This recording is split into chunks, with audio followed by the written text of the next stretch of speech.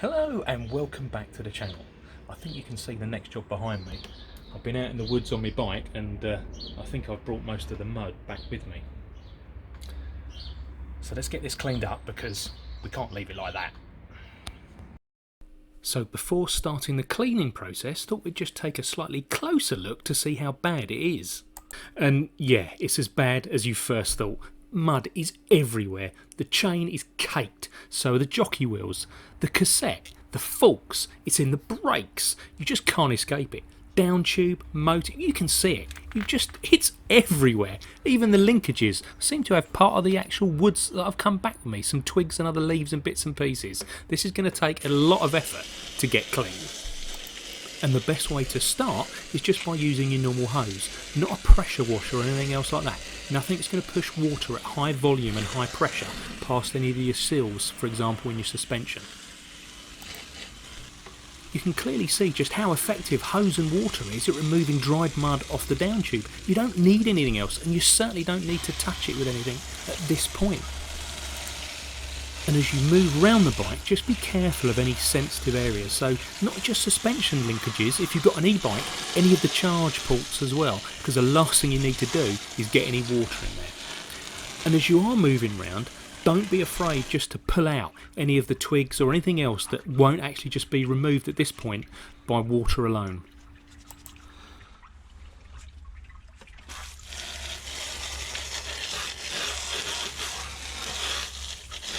And another area to pay special attention to is the brakes. I find especially with the rear, the mud gets caked all around the pistons and the pads, and sometimes you actually need to take the pads out to give it a proper clean. Just doing this is not always enough.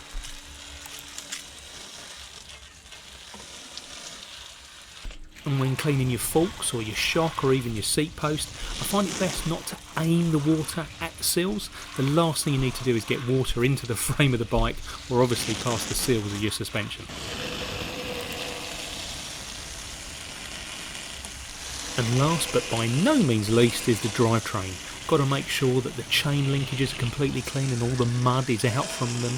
Also as well the cassette as well as the jockey wheels, because if these aren't perfectly clean, the only thing that's going to do, well, other than give you shifting problems when you next go to ride the bike, but it's also as well going to accelerate the wear.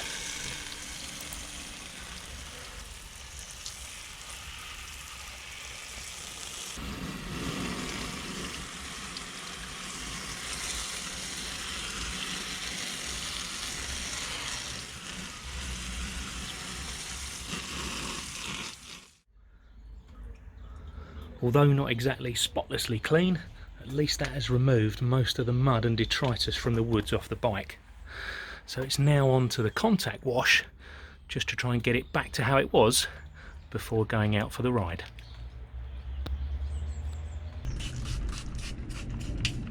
So the first thing to do for this next phase is then to spray extremely liberally, I don't think you can put too much on, a bike cleaner of choice. And what I'm using here is Muck-Off's bike cleaner.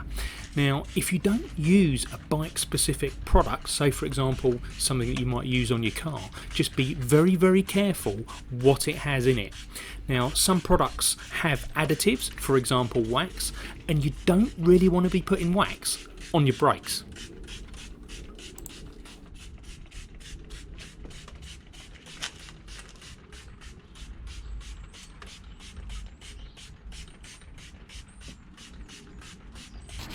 So what I thought I'd do is actually start off with the worst area, and that's usually the chain. So I'm using here just a small Muck-Off detailing brush, which I find ideal for these type of jobs and getting into small crevices. And what you'll see in a minute as well is the Muck-Off cassette brush on the rear cassette. Now I'm not using degreaser here, this is still just the bike cleaner, and there's a number of tools and products that you can use. You could use one of the chain baths, I could have even taken the chain off, but at the end of the day this was just a maintenance wash, so the plan was to do it simply but obviously still thoroughly as well.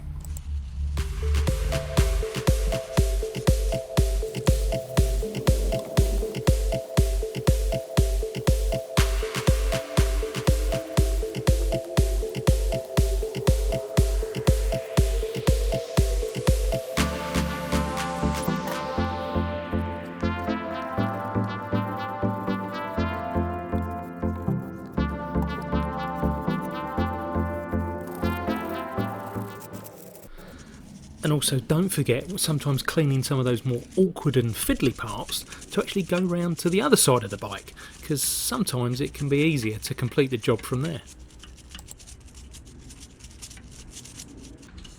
Onto the actual frame itself then, and what I typically use is a soft bristle muck-off brush. And whilst doing this, it's extremely important to make sure that you keep the bristles clean, so do clean them out every once in a while, because the last thing you want to do is get some grit or something else stuck in there and then start rubbing that along your frame. Now that isn't your only option, and you can see me using one of those car wash mitt noodles too, which works really well and really comes down to personal preference. And make sure that you give your chain and your drivetrain in general just a really thorough rinse off, because then what you'll actually start to see is that muddy rusty colour that it's basically been caked in before and as you've been cleaning it just literally fall away.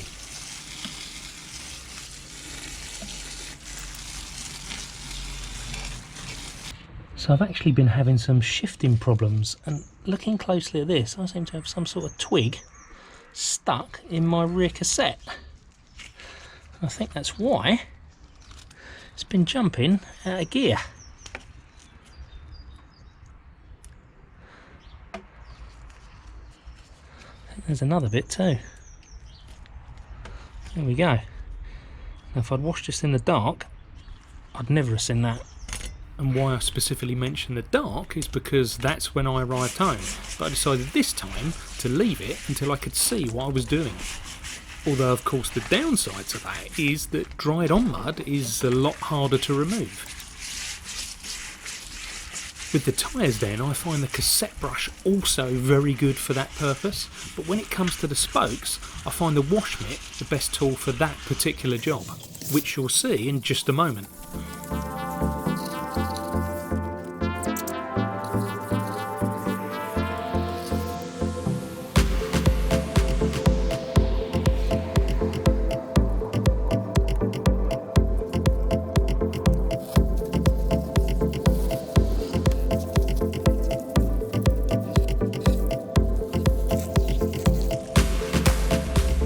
And even after all that, it's still amazing sometimes when mud still hides.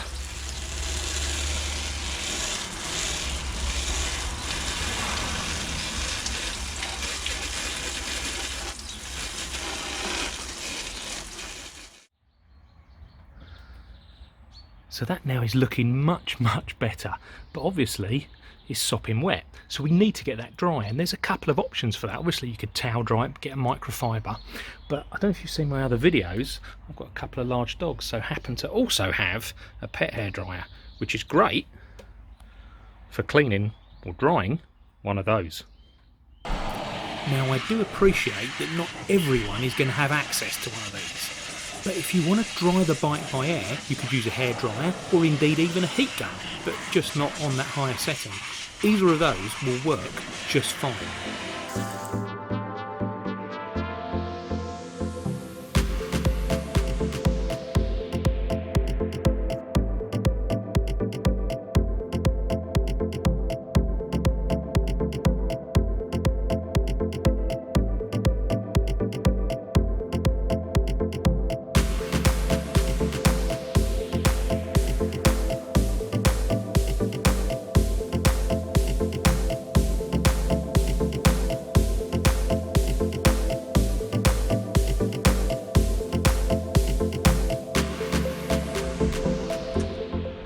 So just to finish off, I like to go over the frame with a microfiber and quick detailer, just to pick up any last loose bits of dirt or anything else that I've missed.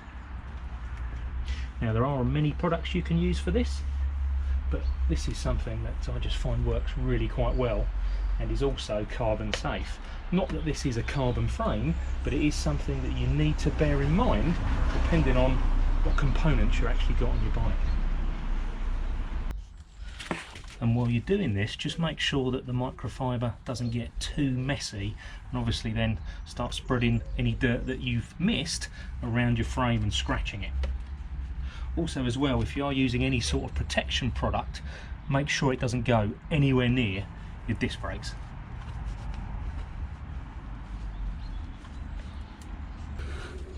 I'd also recommend using some specific fork lubrication and cleaner as well, and not just for your forks, but also as well your seat post if you've got a dropper seat post, and as well your rear shock. And before wiping off any excess, I recommend just completing a compression of your fork, your shock, and move your seat post as well, just to make sure that those seals are properly lubricated and any dirt caught in those seals is completely removed.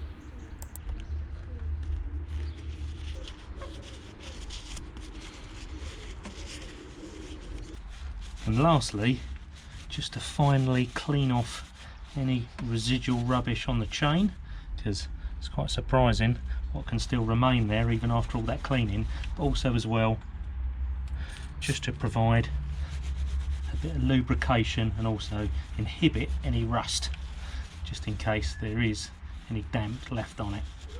And all I'm using here is just some muck off multi-purpose spray, which you can also use on your frame. I hope you agree that actually that now looks an awful lot better than it was, but it's not perfect.